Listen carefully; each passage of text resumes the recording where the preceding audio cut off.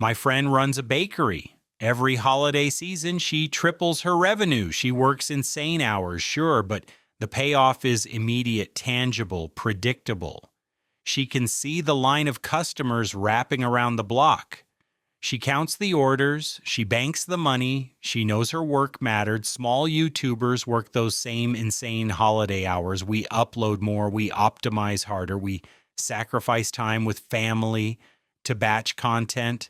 Except we can't see the line. We don't know if anyone's coming. We refresh analytics in the bathroom at family dinner, and the algorithm might not even unlock the door. This is what holiday pressure feels like when you're a small creator. And if you felt crushed this season, I need you to understand something. It's not because you're not good enough.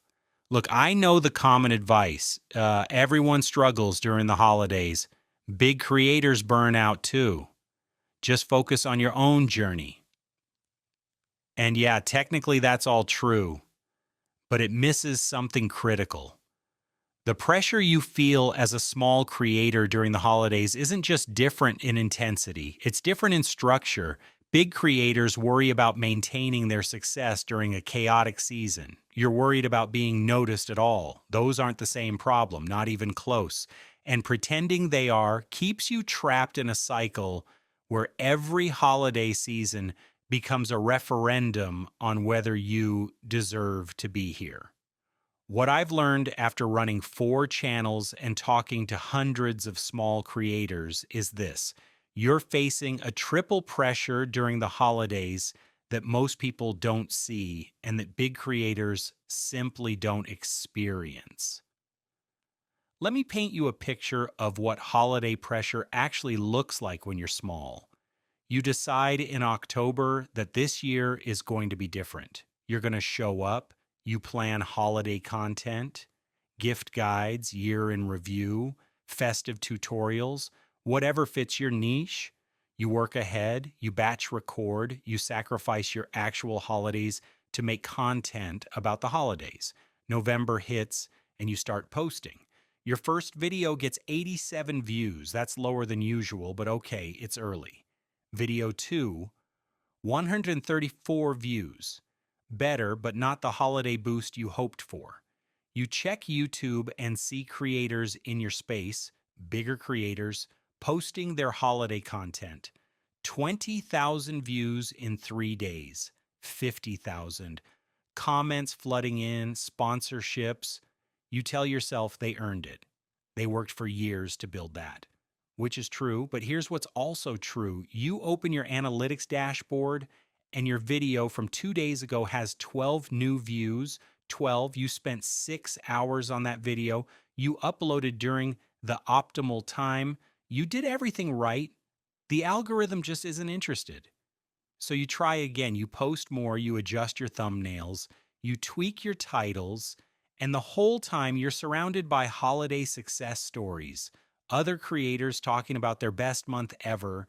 The platform pushes their content to you as suggestions while your own content gets buried. Your family asks how your channel is going. You say good, because how do you explain that you're working harder than ever and becoming more invisible? By the end of the season, you're exhausted, you're resentful, and worst of all, you're looking at yourself in the mirror, wondering if maybe you're just not cut out for this.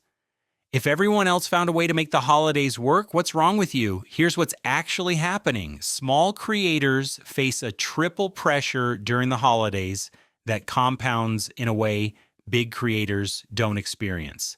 I call it the algorithm audience identity squeeze. And once you see it, you'll understand why the holidays hit different when you're small. Pressure 1. Algorithm disadvantage. When you're a big creator and you post a video, the algorithm has tons of data, thousands of regular viewers, proven click patterns, established watch time. The platform knows who to show your video to. Your floor is high. Even your underperforming video gets seen by 10,000 people. When you're a small creator, you're working with a tiny sample size. The algorithm is still figuring out who your audience even is. Your floor is almost zero, One video can get 400 views, the next can get 40. The volatility is brutal. And during the holidays, when everyone is uploading more, when viewer attention is fragmented across shopping and travel and family obligations, that volatility gets worse. Your already inconsistent reach becomes even more unpredictable. The math isn't in your favor. Pressure 2, audience fragility. Big creators have subscriber bases that show up regardless. Their audience has been trained over years to expect and consume their content. Even if half their audience is busy during the holidays, the other half still delivers thousands of views. You don't have that cushion. You might have 3,000 subscribers, but if your average video gets 200 views, you're dependent on every single person. When 30% of your audience is checked out for the holidays, you feel it immediately. Your views don't just dip, they crater. And because you're small, you don't have the alternate traffic sources big creators have. No media mentions, no collaboration network, no established presence in suggested videos. You're almost entirely dependent on the algorithm serving you to new people. But during the holidays, the algorithm is busy serving big creators to those people. Pressure 3, identity vulnerability. This is the one nobody talks about. When you're a big creator and a video underperforms during the holidays, you have years of evidence that you're good at this. You have a track record. You have a community that reminds you of your value. You can tell yourself it's just a slow season and believe it because you have proof you're not the problem. When you're a small creator and your holiday content flops, you don't have that evidence yet. Every underperforming video feels like confirmation that maybe you're not good enough, maybe you picked the wrong niche, maybe your personality isn't interesting, maybe you should quit. The holidays amplify this because you're watching everyone else succeed while you struggle. The comparison isn't just discouraging, it's identity threatening. And here's the thing, this isn't about big creators having it easy. They face their own pressures, maintaining success, managing expectations, dealing with burnout at scale. I'm not dismissing that, but I need you to understand the pressure you're feeling is structurally different. It's not about working harder or being tougher. It's about the math of being small during a high noise season on a platform that rewards established presence. So what do you do with this information? How does understanding the triple pressure actually help? Here's the framework I wish someone had given me 3 holiday seasons ago. Step 1, acknowledge the structural disadvantage without making it your identity. You're not failing the holidays. The holidays are failing small creators. The platform isn't designed to help channels under 10K break through during peak competition times. That's not a value judgment on you. It's a description of how the system works. When your holiday content underperforms, the first question shouldn't be, what did I do wrong? It should be, did I actually have the structural advantages needed to succeed here? Most of the time, the answer is no, and that's okay.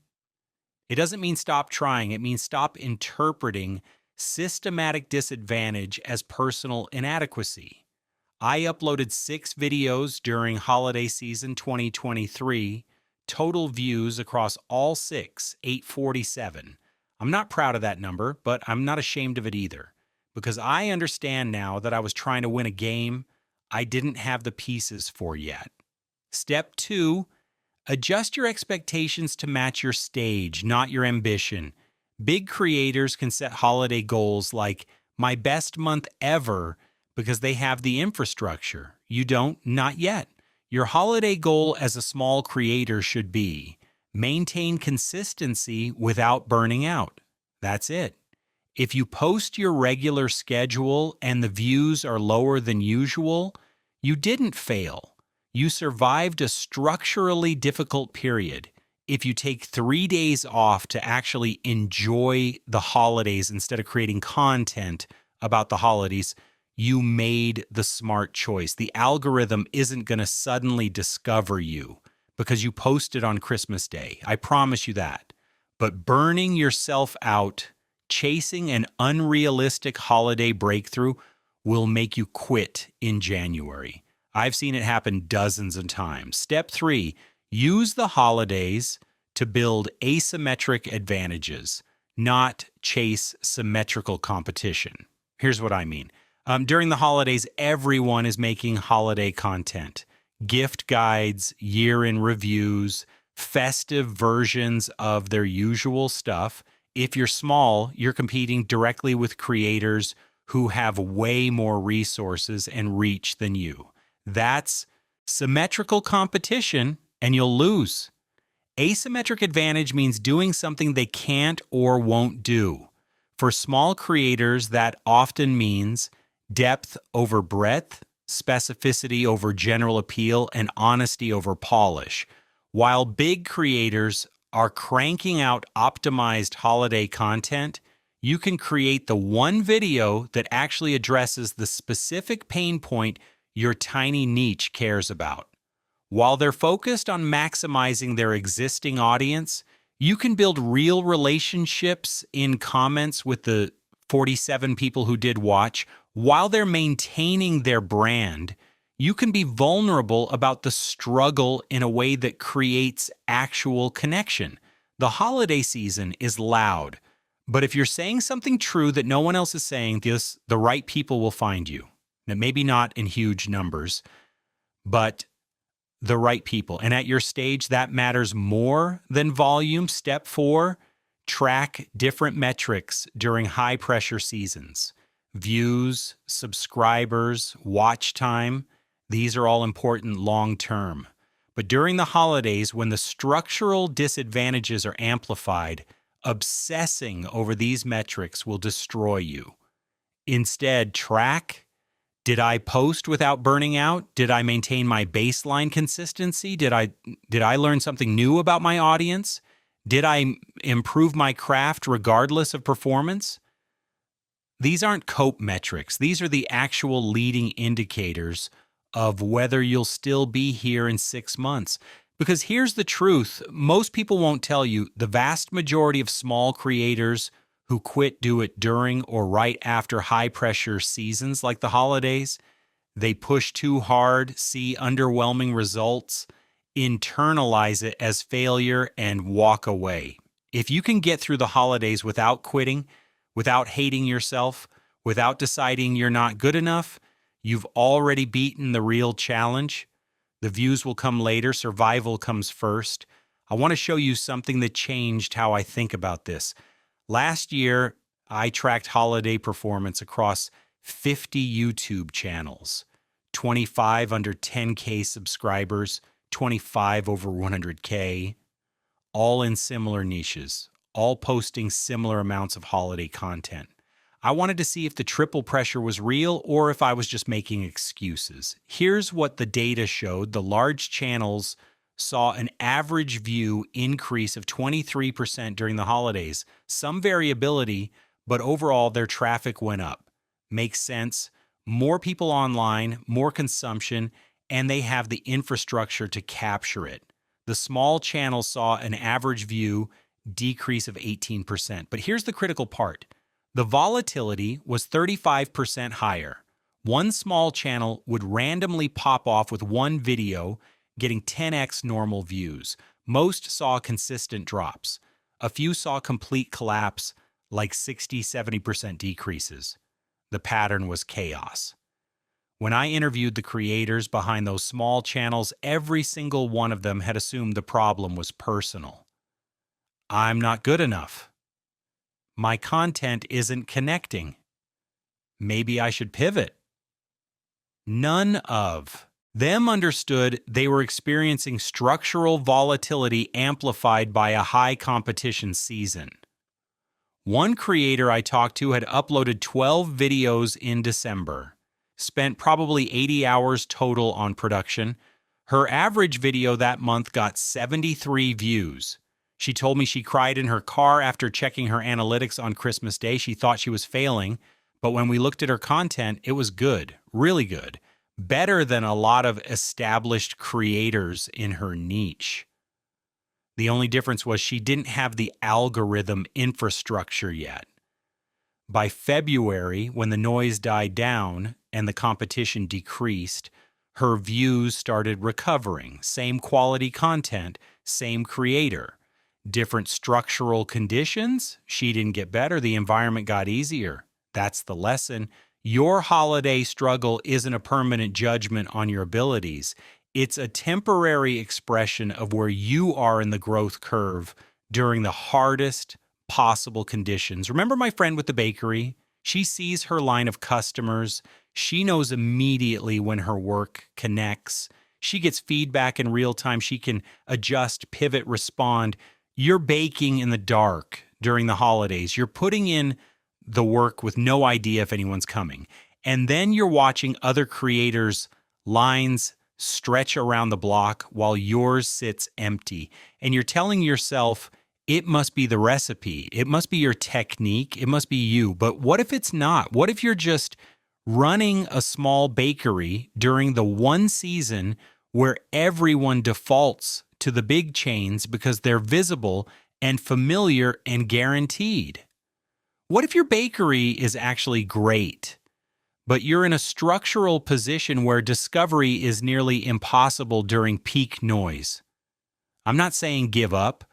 I'm not saying the holidays don't matter. I'm saying stop comparing your holiday experience to big creators' holiday experience. You're not playing the same game. They're optimizing for scale.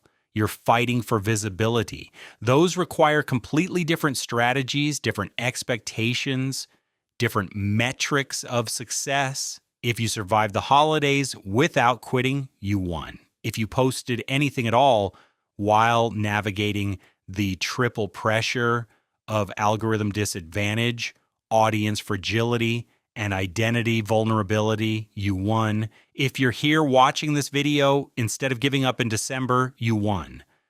The small creators who make it aren't the ones who figured out how to beat the holidays. They're the ones who survived the holidays without letting the structural disadvantages convince them they're not good enough. You're not failing the holidays. The holidays are failing small creators. And understanding that difference might be the most important thing you learn this year. You now see why small creators face triple pressure during holidays, but seeing the pressure doesn't stop it. You still need a strategy to survive December without your channel dying. How to actually plan a break this month. If the next video's already on your screen, follow it.